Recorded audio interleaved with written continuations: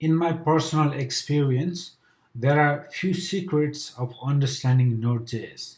If you don't understand those secrets, then you might never fully understand Node.js. And that's a bit of a shame.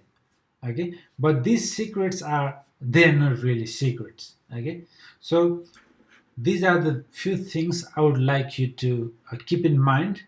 Okay, whenever you are not feeling super comfortable with Node.js, maybe you want to check some of these topics and get full understanding of those topics, because even though they might include a lot of theories, they really help you understand Node.js. And once you understand these concepts, writing code with Node.js is pretty easy. Okay, so JavaScript environment in the browser and in the server with Node.js, there are slight differences. However, understanding the both environment helps with each other to better understand, right?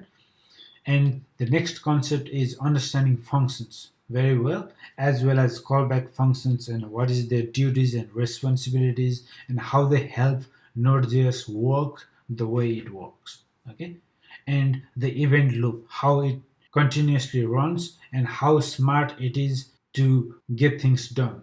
So that is the event loop.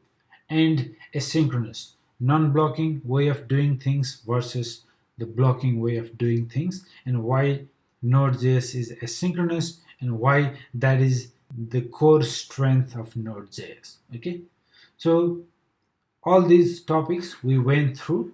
Now, if you are still feeling a bit shaky, that's fine. We learn a lot of things when we actually start building applications as well.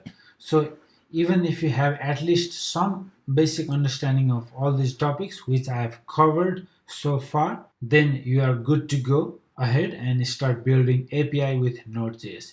If you are completely lost in those topics, then I recommend you to go one more time and go through those lessons. They will take maximum 1 hour or so, right? It's not much of a big deal. So just watch them one more time if you are still feeling very uncomfortable. However, if you've understood them fairly well, then you will be having absolutely great time building API with Node.js. See you.